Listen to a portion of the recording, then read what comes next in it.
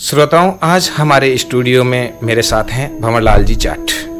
आप प्रधानाचार्य राजकीय बालिका उच्च माध्यमिक विद्यालय मारवाड़ मुंडवा में हैं और आज हम उनसे योग पर बातचीत करेंगे और योग शिक्षक भी हैं। तो भंवरलाल जी, आपका स्टूडियो में स्वागत है। जी, बहुत बहुत धन्यवाद, आभार आपका। कहते हैं पहला सुख निरोगी काया। तो जीवन में सुखी रहने के लिए शरीर निरोगा यानी अच्छा और स्वस्थ रहना चाहिए। तो भंवर जी, आपका है जो योग से जुड़ाव कब हुआ और कैसे हुआ? बहुत ही शानदार प्रश्न है आपका। वैसे देखा जाए तो सर, अनौपचारिक रूप से तो हर व्यक्ति जन्मजात योगी होता है। एक छोटे बच्चे पर हम दृष्टिपात करते हैं तो वो हमें सहज समाधि में डूबा हुआ लगता है, लेकिन उम्र के साथ, बढ़ती हुई उम्र के साथ व्यक्ति विकारों से ग्रस्त होता जाता है और फिर अनौपचारिक शिक्षा के साथ योग शिक्षा का भी एक जुड़ाव होने लगता है। तो मैं जब राष्ट्रीय संस्कृत संस्थान नई दिल्ली से शिक्षा शास्त्री कर रहा था, मेरे उस प्रशिक्षण के दौरान 1998 में हरिद्वार के शांति कुंज में एक स्काउट मास्टर का 7 दिन का शिविर लगा था। उस शिविर में हमें योग शिक्षा का एक पहला जो ज्ञान है वो आदरणीय चौरसिया सर मुझे याद आ रहे हैं, वो हमारे प्रशिक्षक थे और उन्होंने ये शुरुआत की थी और वहाँ से हमारा सिलसिला लगातार जारी है। बहुत शानदार सर जी। तो अब आप बात कर रहे थे कि भाई जब आपको पहली बार मिला, आप कहते हैं कि भाई योग की कोई उम्र होती होगी या बच्चे को कब से है, किस आयु में योग की शिक्षा उचित रहती है? बिल्कुल, वैसे स्कूली शिक्षा के साथ ही इसे आरंभ कर दिया जाए तो ये जीवन निर्माण में बहुत सहायक होता है और हमारी नई शिक्षा नीति में इस बात का हवाला भी है, इस बात का जिक्र भी किया गया है कि 3 साल की उम्र के साथ ही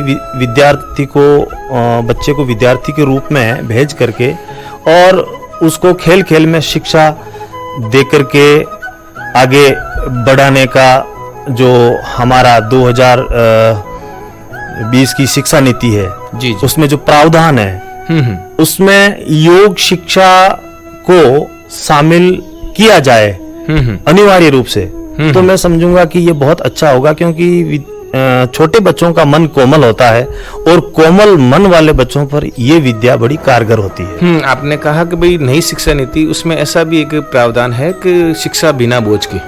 बिल्कुल। हैप्पीनेस थेरेपी हमारी राज्य सरकार ने चालू कर रखी है, नो बैग सैटरडे, जिसमें बिना बस्ते के बच्चा विद्यालय जाता है और उसके लिए अगर हम अच्छी तरह से उस सैटरडे के दिन कार्यक्रम को ऑर्गेनाइज कर लें तो निश्चित रूप से उस नो बैग सैटरडे का हैप्पीनेस डे के रूप में इस्तेमाल किया जा सकता है और बच्चों की जो क्रिएटिविटी है उस पर काम किया जा सकता है। कई बच्चों को नए नए प्लेटफॉर्म मिलेंगे और उसमें भी ये योग के कुछ आयाम शामिल करने चाहिए हमें। हाँ, तो मैं ये पूछना चाह रहा था सर कि भाई योग है क्या जी असलियत में? बहुत मौलिक प्रश्न और इस आज की वार्ता में महत्वपूर्ण प्रश्न है, इसके बारे में हमें जानकारी होनी चाहिए। अलग अलग लोगों ने इस विद्या को लेकर के अलग अलग मीमांसाएं की हैं। हमारे पातंजलि योग में योग के 8 अंग बताए गए हैं। यम, नियम, आसन, प्राणायाम, धारणा, ध्यान और समाधि। ये 8 जो स्टेप है, 8 जो सोपान है, इन सोपानों से गुजर कर ही हम अंतिम सोपान को प्राप्त कर सकते हैं, जो कि पुरुषार्थ चतुष्टय में मोक्ष को परम पुरुषार्थ माना गया है। सार रूप में अगर हम इसकी बात करें तो जीवन की वास्तविकता ही योग है, खुद को जानना ही योग है। और शाब्दिक अर्थ की हम अगर बात करें तो संस्कृत में एक धातु है युज। युज धातु से निर्मित ये योग शब्द बनता है, जिसका अर्थ होता है जोड़ना। लेकिन गहरे अर्थों में योग कोई गणित नहीं है। योग कर्मसु कौशलम, गीता का ये एक सूत्र है, इसको समझने के लिए पर्याप्त है कि इंसान के मूल स्वभाव, उसकी इनर हार्मनी, एक उसका नेचुरल फिनोमिना, जिसे हम जीवन की लयबद्धता कह सकते हैं, वो योग के द्वारा हासिल की जाती है। और पहला ही जो सूत्र है यम, इस पहले ही सोपान पर इस पर ही हमारी गाड़ी अटक जाती है, क्योंकि यम और नियम को छोड़ करके हम सीधा जंप लगाएंगे, हम सीधा छलांग लगाएंगे तो अध जल गगरी छलकत जाए वाली स्थिति हो जाती है। यम से तात्पर्य है हमारे आचरण और उच्चारण में शुद्धि। योग की दुनिया में जाने से पहले सबसे पहले हमारे आचरण और उच्चारण में एक रूपता होना बहुत जरूरी है। कथनी करनी में अंतर नहीं होना चाहिए। हमारे व्यवहार और आचरण की शुचिता बहुत जरूरी है। उसके बाद ही आगे हम गति प्रदान कर सकते हैं अपने जीवन में। तो आपने योग के जो 8 बताए हैं नियम, समाधि वो एक अंतिम अवस्था होती है? जी बिल्कुल, एक समाधि जो है वो एक चरम स्थिति होती है। वैसे समाधि का अगर हम शाब्दिक अर्थ लें और इस पर शाब्दिक विचार करें, अर्थ विस्तार करें, तो मुझे लगता है कि हर चीज का समाधान ही समाधि है। समाधि की स्थिति में कोई समस्या रहती ही नहीं, वहां सारी समस्याओं का समाधान हो जाता है और वो जो दशा होती है वो समाधि की दशा होती है। एक कहा जाता है कि योग में कुंडलिनी जागरण, जी, जो कुंडली जागरण क्या होता है? बिल्कुल बहुत महत्वपूर्ण और एक तकनीकी शब्द है कुंडलिनी जागरण। अपनी एनर्जी जो है उसको ट्रांसफॉर्मेशन करना, अपनी ऊर्जा को रूपांतरित करना है। व्यक्ति ऊर्जा का अनंत स्रोत है। हमारे भीतर ऊर्जा उत्पन्न प्रतिपल हो रही है और ऊर्जा का ये नियम है कि ऊर्जा एक जगह ठहरती नहीं है। ऊर्जा चंचल है, चलायमान है, उसको एक जगह हम रोक नहीं सकते, वो हमेशा गतिमान रहती है। अब हमारे पास में 2 ही रास्ते हैं, या तो ऊर्जा का अधः पतन या ऊर्जा का ऊर्ध्वगमन।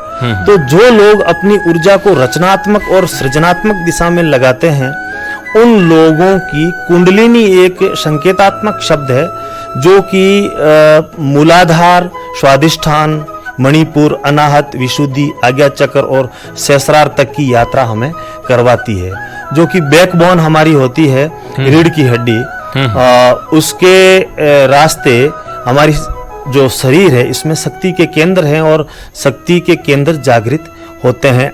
आमतौर पर व्यक्ति मूलाधार की सक्रियता के साथ जन्म लेता है और मूलाधार पर ही जीवन से विदा ले लेता है और कुंडलिनी जागरण शब्द को बहुत भारी भरकम समझ करके इधर वो प्रस्थान ही नहीं करता और इधर जाने की सोचता भी नहीं है, जबकि ये बहुत सहज समाधि, सहज योग, सहज जीवन जीने की एक कला है, एक कीमिया है। जिन खोजा तिन पाइया, घेरे पानी फेट। अगर मूलाधार तो जन्म के साथ सक्रिय रहता ही है, थोड़ा सा हम प्रयास करें और ब्रह्मचर्य का पालन, शरीर की शुद्धि, संयम साध लें तो निश्चित रूप से हमारी ऊर्जा ऊर्ध्वगमन होगी। ऊर्ध्वगमन जैसे ही ऊर्जा होगी, व्यक्ति को खुद को आभास होने लगेगा कि मेरे अंदर शक्तियां हैं और मेरे लिए असंभव कुछ भी नहीं है। तो कुंडलिनी जागरण वस्तुतः व्यक्ति की अपनी खुद की पहचान का सबसे महत्वपूर्ण हिस्सा है, जो कि व्यक्ति के भीतर शक्ति के जो चक्र हैं छिपे हुए, उनको सक्रिय करके और सहस्रार तक की यात्रा करवाती है। बहुत बढ़िया सर जी, आपने बहुत अच्छी जानकारी दी कुंडलिनी जागरण की। योग विद्या के अभ्यास में किन किन बातों का है वो विशेष ध्यान रखना होता है? जी बहुत महत्वपूर्ण आपने प्रश्न पूछ लिया है। योग विद्या केवल दिखावे के लिए नहीं है और योग विद्या कोई एक दिन योग दिवस मना करके, फोटो खिंचवा करके या थोड़ा बहुत सामने आकर के दिख करके और इतिश्री करने वाली चीज नहीं है। ये हमारी भारतीय संस्कृति का वो गहनतम रहस्य है जिसको छुपाने की कोई बात नहीं है। इसको बिल्कुल आम फैम करना चाहिए, आम बच्चों के साथ इसको शेयर करना चाहिए और चलते फिरते उठते बैठते भी हम ये सारा काम कर सकते हैं। लेकिन कुछ एक सावधानियां, हमारा खान पान सात्विक हो जी, इससे भी ज्यादा महत्वपूर्ण ये है कि हमारे विचार सात्विक हो। बहुत बढ़िया। हमारी संगति सात्विक हो, अच्छे लोगों के साथ हमारा उठना बैठना हो जी। यथासंभव ब्रह्मचर्य का पालन हो। व्यक्ति को ब्रह्मचर्य का पूर्ण पालन करना अगर आ जाए तो योग विद्या फिर उसके लिए कामधेनु बन जाती है। फिर व्यक्ति जो चाहे वो प्राप्त कर सकता है, उसके लिए इस मानव जीवन में कुछ भी असंभव नहीं होता है। और ऊर्जा का रूपांतरण सम्यक रूप से तभी हो पाता है जब व्यक्ति अपने भीतर की संचित शक्ति को ठीक ठीक संयमित जीवन के साथ रोक पाता है और आचरण की शुचिता के साथ योग विद्या में प्रवेश करता है। बहुत बढ़िया बताया सर आपने एक एक चीज़ को कि भाई अभ्यास से जो बातें हैं वो सरल हो सकती है। योग में एक स्थिति होती है ध्यान जी। तो ध्यान की स्थिति है वो अपने आप में परिपूर्ण कब कैसे होती है सर? बहुत महत्वपूर्ण प्रश्न पूछा है। और इस विधा को लेकर के योग का जो एक आयाम है ध्यान, तमाम तरह के भ्रामक प्रचार भी किए जाते हैं। लेकिन मैं आपको बता दूं कि ध्यान जो है, जिसको अंग्रेजी में मेडिटेशन कहते हैं, meditation is not doing but being. ध्यान कुछ करना नहीं है जी। ध्यान होना है। कुछ समय के लिए कुछ भी नहीं करना ध्यान है। विचार मुक्त होना यानी थॉटलेसनेस स्थिति। ध्यान के लिए आपने कबीरदास जी का एक दोहा सुना होगा जी कि चलती चाकी देख कर दिया कबीरा रोय, दो पाटन के बीच में साबुत बचाने कोई। तो यहाँ जो संसार की गतिविधियों को देख करके कबीरदास जी के मन में जो एक चिंता आई, उस चिंता को उन्होंने इस साखी के माध्यम से प्रस्तुत किया और दो पाटन बताए हैं। वो जो दो पाठ हैं वो वर्तमान नहीं है, वो भूतकाल और भविष्यत काल है। या तो व्यक्ति भविष्य की दुश्चिंताओं में खोया रहता है या भूतकाल के पश्चाताप में खोया रहता है। तो साबुत बचाने कोई, चक्की जब चलती है तो साबुत वही बचता है जो किली पर टिका हुआ रहता है, धुरी पर टिका रहता है। जी। और धुरी का मतलब हम लेते हैं वर्तमान से। वर्तमान हमारा सेंटर है, सेंटर पॉइंट। अभी जब हम स्टूडियो में बैठे हैं तो आप और हम केवल बात ही कर रहे हैं। इस समय मेरे दिमाग में पीछे का और आगे का कोई विचार नहीं है। केवल हमारा संवाद ही बन जाए तो हमारी बातचीत ही ध्यान बन सकती है। बहुत अच्छा सर। ध्यान की है वो स्थिति बहुत ही अच्छी होती है। और अब मैं आपसे पूछना चाह रहा हूँ सर कि विचार मुक्त रहने और वर्तमान में जो है योग का क्या महत्व है? हाँ, विचार मुक्त रहने के लिए हमें क्या करना चाहिए, ये एक प्रश्न बनता है जी। और वर्तमान में हम कैसे जिए। क्योंकि हम पुस्तक लेकर के बैठते हैं या पढ़ने के लिए बैठते हैं, कोई भी काम करते हैं तो हम खोते जाते हैं। कहीं न कहीं हम बैठे कहीं और होते हैं, शारीरिक रूप से और मानसिक रूप से हमारी यात्रा कहीं और होती है। हम विचारों के साथ यात्रा करने लग जाते हैं। जी। इसके लिए भगवान बुद्ध ने एक बहुत शानदार देशना दी है, विपश्यना। और उनमें उस विपश्यना का एक छोटा सा अंग है आनापान। आनापान को सांसों पर मौजूदगी बोलते हैं। जी जी। आनापान यानी आते जाते सांस पर ध्यान देना। जी। अगर हम उठते बैठते चलते फिरते सोते बात करते, जब जब भी हमें याद आए, हम धीरे धीरे सांसों के आवागमन पर मौजूदगी अपना विटनेस देने लगेंगे। हम वहां खड़े रहेंगे, नाक के पास की सांस आ रहा है जा रहा है, तो सांस की रिदम के साथ हमारा होश सदने लगेगा जी। और हम धीरे धीरे विचार मुक्ति की दिशा में बढ़ने लगेंगे। अचानक हम बैठेंगे तो विचार हमारे ऊपर आक्रमण करेंगे, लेकिन उस समय विचारों से हमें लड़ना नहीं होता है। हमें एक दृष्टा भाव के साथ देखना होता है कि अच्छा ये विचार आया, एक्स विचार आया। जैसे ही हम विचारों से अपने आप को अलग मानते हैं, वैसे ही विचार विलीन होने लग जाता है। साक्षी बनकर के विचारों को देखें, न कि खुद को विचार माने। साक्षी बनकर के विचारों को देखते ही विचार विलीन होने लगता है और धीरे धीरे एक स्टेज वो आ जाती है जब हम आंख बंद करके बैठते हैं तो केवल हम ही रहते हैं, केवल शून्यता की स्थिति होती है और वो ही हमें ध्यान में गहरे में ले जाती है और वो एक आनंद की स्थिति है। बहुत ही बढ़िया सर। अंतर्राष्ट्रीय योग दिवस जो आगामी 21 तारीख को मनाया जाएगा, तो उन पर आप श्रोताओं को क्या संदेश देना चाहते हैं सर? बिल्कुल, मैं तमाम श्रोताओं को एक ही संदेश देना चाहूँगा कि योग ही हमारे लिए धर्म है, योग ही जीवन है, योग ही आनंद है। इसके लिए बस आदमी होना पर्याप्त है। किसी मजहब या धर्म का, किसी जाति का, किसी लिंग का भेद इस योग में नहीं चलता है। योग सबको जोड़ता है, योग सबको एकाकार करता है।